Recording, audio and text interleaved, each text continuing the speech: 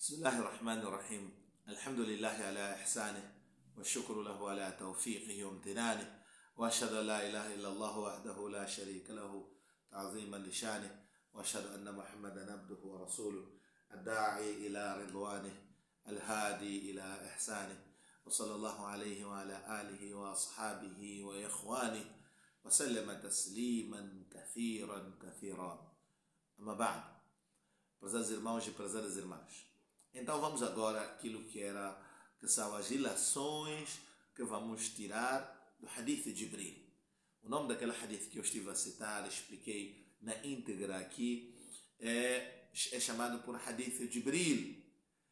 Quer dizer, é o Hadith de Jibril, o Hadith onde Umar radiallahu ta'ala anhu conta sobre o indivíduo estranho que veio diante do profeta sallallahu alaihi wasallam e colocava perguntas e depois ele mesmo confirmava aquelas perguntas. Então parecia alguém que está a testar o profeta sallallahu alaihi wasallam, alguém que está a calibrar o profeta, queria calibrar o profeta para ver se ele está online, está sincronizado, se ele está dentro daquilo que é o essencial do Islã. No entanto, o profeta sallallahu alaihi wasallam depois chamou a atenção Umar, que sabe quem é aquele é Jibril alaihi salam, por isso é chamado Hadith Jibril. E veio aqui fazer o que? Atakum yu'allimakum dinakum. Ele veio aqui para vos ensinar o vosso din. Não é para calibrar a mim, não. Eu estou calibrado. Veio aqui para ensinar a vocês o vosso din. Usou esta forma de perguntas, não é? Para que os outros beneficiassem. Está claro? Então, é aqui onde eu tenho dito para as pessoas, eu faço mais ou menos isso. Gosto que as pessoas façam perguntas para que eu possa responder, porque é uma forma, é uma oportunidade de eu saber também aquilo que vocês têm e partilhar para os outros, e os outros terem o que beneficiarem das vossas perguntas, não é? E eu vou tentar responder. Então, façam perguntas também, como Jibril alaihi salam. Como Jibril, ele fazia como? Mal fakhbirni anil Islam. وأخبرني عن الإيمان، أخبرني عن الإحسان، فأخبرني عن الساعة وإمارتها. Informa-me sobre o Islã, informa-me sobre o Imã, informa-me sobre o Ihsan. Tá? Então é importante fazerem perguntas. É uma forma esta que Jibril alaihi salam usou para ensinar e ajudar as outras pessoas a perceberem.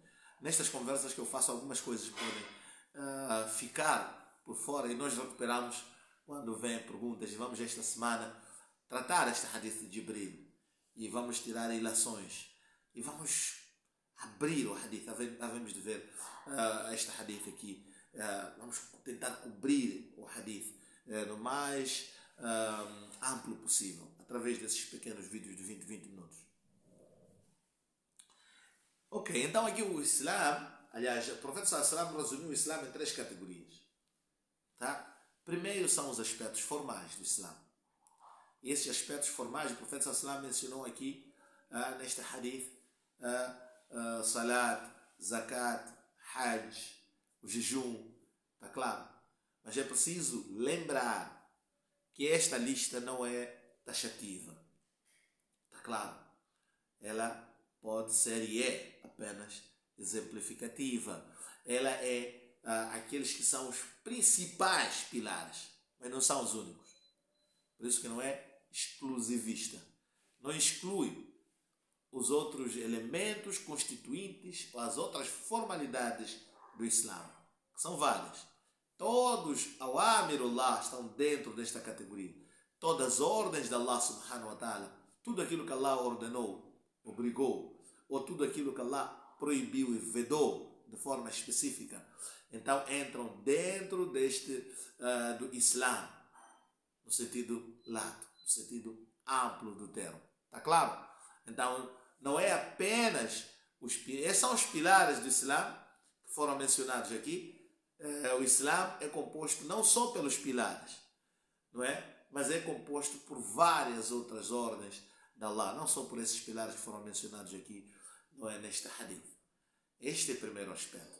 Então, vamos incluir aqui todas as exortações de Allah, tudo aquilo que Allah subhanahu wa ta'ala obrigou a fazer, ordenou a fazer, exortou que se faça.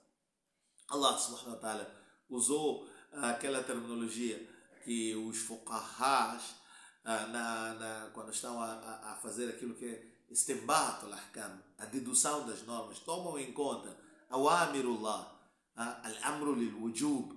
Allah subhanahu wa ta'ala quando diz façam isto, façam isto. Então a regra é que o imperativo do legislador ou de Allah subhanahu wa ta'ala gera o dever ser, gera a obrigação. Quando Allah subhanahu wa ta'ala ordena, exorta, né, e usa um termo no sentido imperativo, então gera o dever ser ou a obrigação de cumprimento. Está? Então o crente fica distrito a agir em conformidade. Então, este é o primeiro aspecto. Está dentro do Islã. Assim como os manhiyat. Tá? Ma atakum ar-rasulu fakhudhuhu wa ma nahakum anhu fantahu.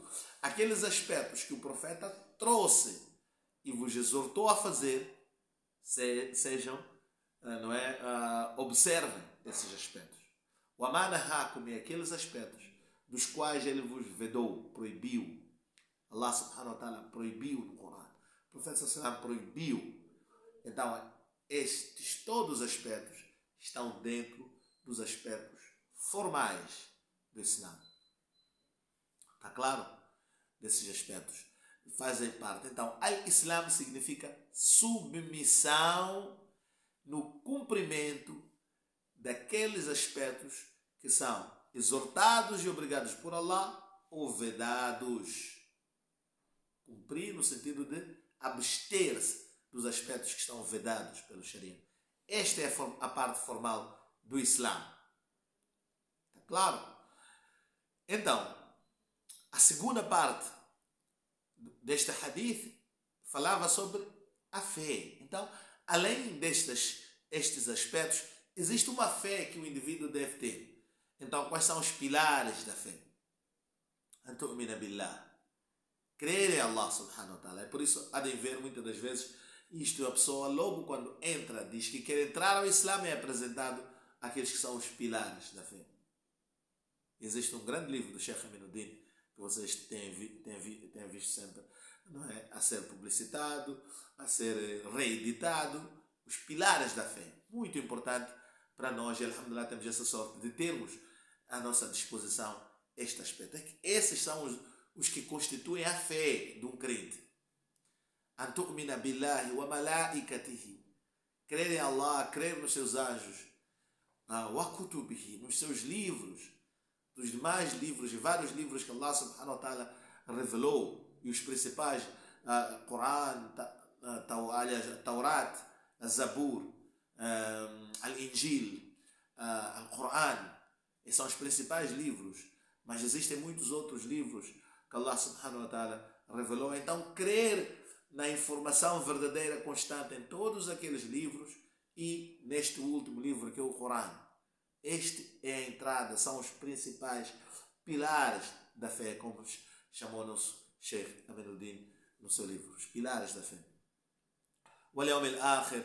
Então podem ler, a referência está lá, este livro é muito, e deve estar em todas as casas dos muçulmanos, devemos ter este livro, passar para os nossos filhos.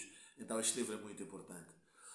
No entanto, diz à frente, então, a excelência, o mal-ihsan. O que é excelência?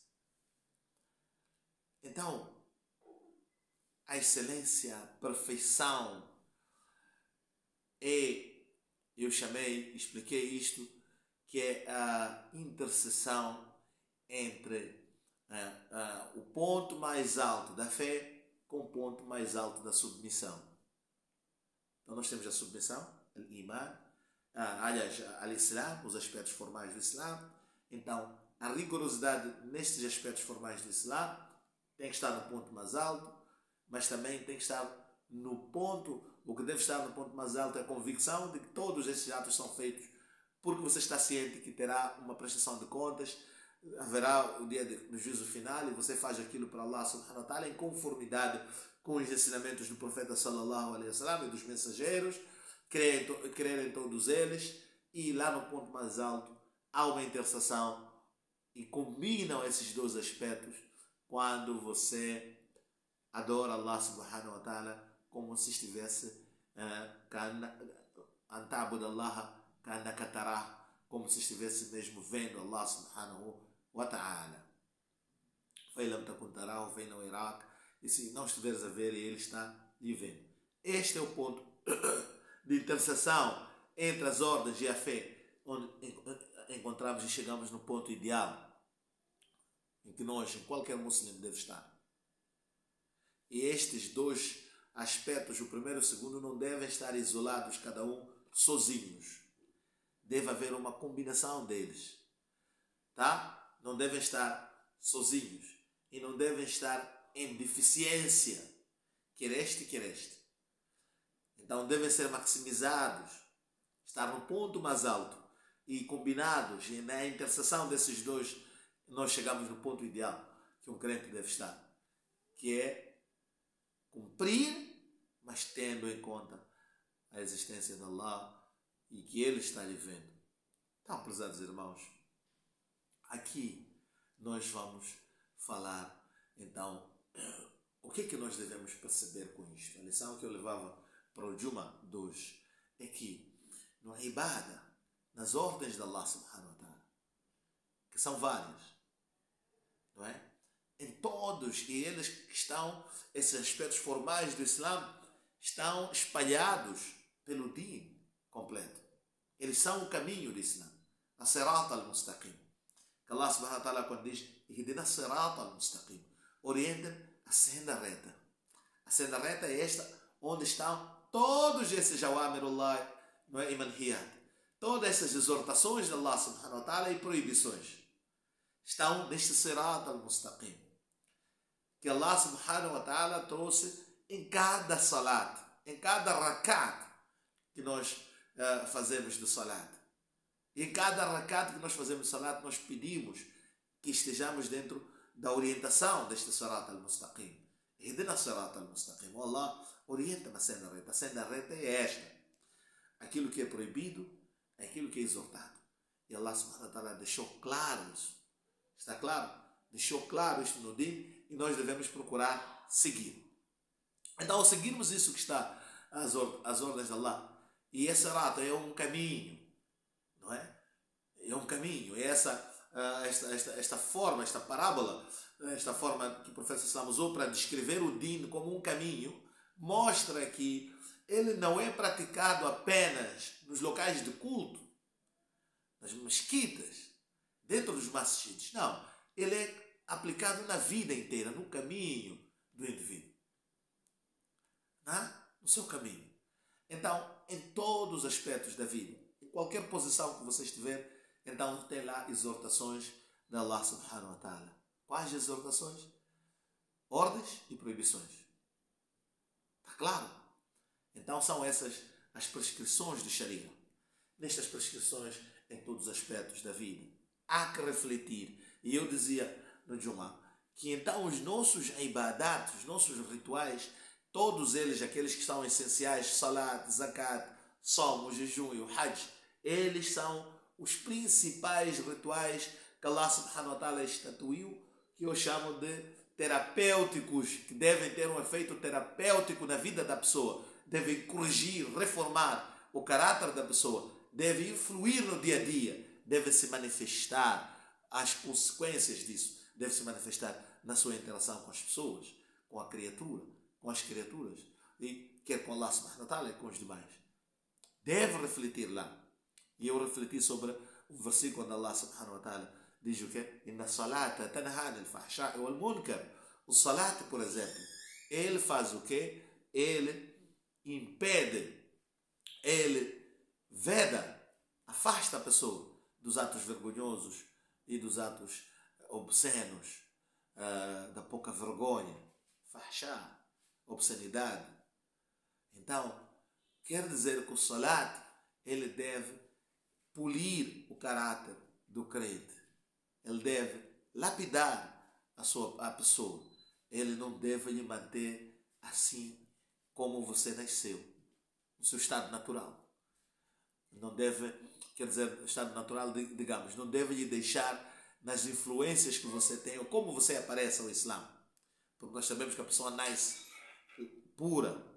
No entanto, ela é corrompida com a sociedade.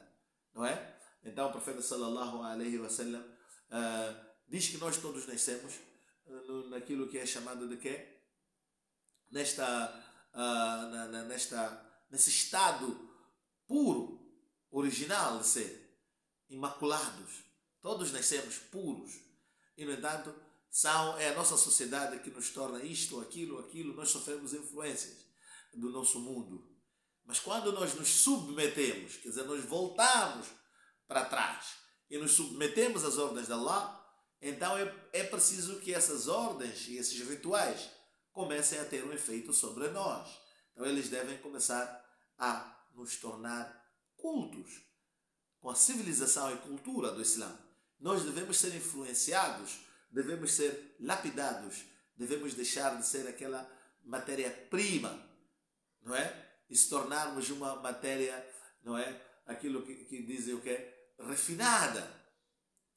Deixar de ser bruto, nos tornarmos polidos. Está a ver? Lapidados. Nós temos que fazer. E o que é que faz isso? São os rituais. Está a perceber? Então, o profeta sallallahu alaihi aliás, Allah no Corão diz o quê? Inna salata tanha anil fahsha'i wal munkar. O salat, ele deve influir deve agir contra a pouca vergonha. Então, quando o indivíduo é obsceno, usa linguagens sujas, imundas, seu vocabulário é sujo, suas atitudes são violentas, agressivas,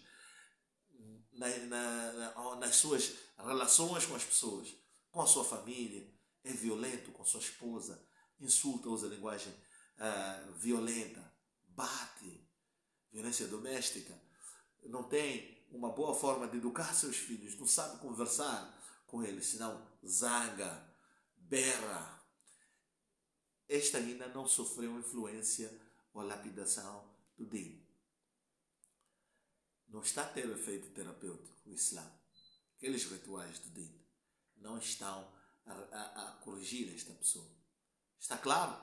Então devem ter influência nas nossas interações, nas discussões. Está?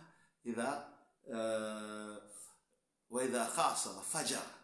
O profeta sallallahu quando descreve o munáfico, o hipócrita, aquele que não está lapidado com os valores do Islã, não é? إذا اؤتمن خان. Quando ele é lhe dado uma confiança, quando ele é confiado algo, ele é desleal com a confiança, ele trai. إذا اؤتمن خان. Então você dando alguma coisa a ele de confiança, ele faz khiana, não é? E depois quando ele fala, mente. إذا حدث كذب. Quando ele tem que falar, fala coisas que não refletem, não tem referência nos factos. As coisas não têm um ponto de referência no facto. O que ele disse não se enquadra no espaço e no tempo. Não tem data, nem tem lugar, nem tem a pessoa, nem tem os participantes, não tem ninguém. Ele cria uma situação imaginária mentindo que não existe. إذا حدث كذب وإذا اؤتمن خان. Quando lhe é confiado, trai. وإذا خاصم فجر. E quando discute, ele insulta. É obsceno. Então a gente vê pessoas, principalmente no nosso mundo, que não só interagimos nos massagens, hoje já interagimos mais nas redes sociais. Então vemos pessoas exatamente cabendo dentro desta categoria de o quê? Na hora de argumentar, é imundo a sua linguagem, o seu vocabulário. Está? Seu vocabulário está imundo, sujo. Usa palavras feias, acusa, insulta, agride, é violento, fala coisas sem saber e defende algo, não é? E sem nenhuma preocupação. Imagine só. E não está preocupado nem comprometido com a verdade. Não tem nenhum compromisso com a verdade. Vem com bias, tendências ideias preconcebidas. Vê só, ainda ontem, fazendo tilawat deste versículo, subhanallah, parei e comecei a pensar na nossa situação. فَمَنْ أَظْلَمَ مِمَّنْ كَذَبَ عَلَى اللَّهِ وَكَذَّبَ بِالصِّدْقِ إِذْ جَاءَ. Quem mais pode ser injusto do que aquele indivíduo que mente a respeito de Allah? فَمَنْ أَظْلَمَ مِمَّنْ كَذَبَ عَلَى اللَّهِ. Quem mais pode ser injusto? Qual maior pode ser a injustiça do que mentir nas questões de Allah ou a respeito de Allah? وَكَذَّبَ بِالصِّدْقِ. E desmentir a verdade. إِذْ جَاءَ. Quando ela lhe chega. Ya salam. Este é o primeiro versículo do 24º juz do Corão. Primeiro versículo, فَمَنْ أَظْلَمَ. Então, quando eu estava a ler este versículo e parei, subhanallah, vê este versículo aqui. É interessante, podem ir ler, pegam a tradução para ver.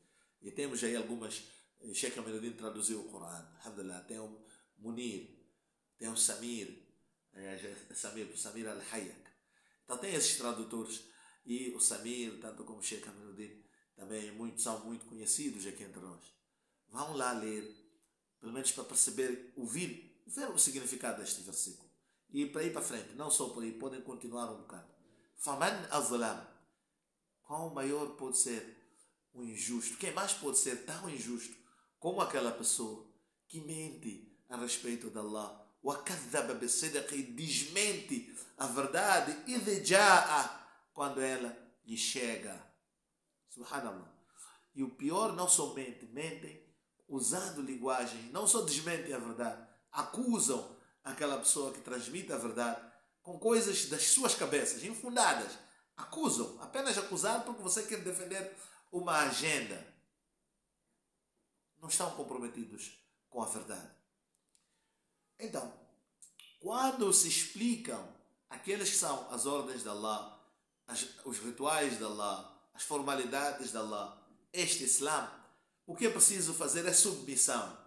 Está? Al-Islam e al-Inqiyad, ou al-Istislam, é a submissão às ordens de Allah. Quando lhe chega a verdade, você percebe que aqui está a verdade, se submeta. Esta é a primeira parte. É preciso se submeter para Allah. E depois, com crença de que você estará diante de Allah subhanahu wa ta'ala, prestar contas no dia do juízo final. Está? E quando estiver a interagir as pessoas, tenha em mente que antes, entre eu e a dignidade da outra pessoa, está Allah, protegendo a dignidade daquele irmão. Não acuse ninguém, não insulte ninguém, não seja obsceno na sua linguagem, no seu vocabulário, não use vocabulários imundos. Saiba que entre você e aquela pessoa, entre a irmã e aquela irmã, entre você e aquela irmã, entre você e aquele irmão, está Allah subhanahu wa ta'ala a proteger. E os seus anjos estão lá a registrar. Sabem e registram tudo o que vós fazeis.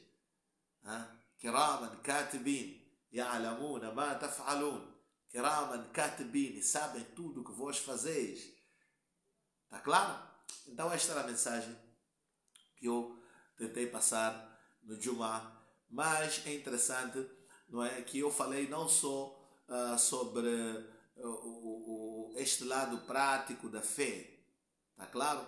O lado prático da fé, mas também a ideia era falar sobre a necessidade de maximização deste lado prático da fé.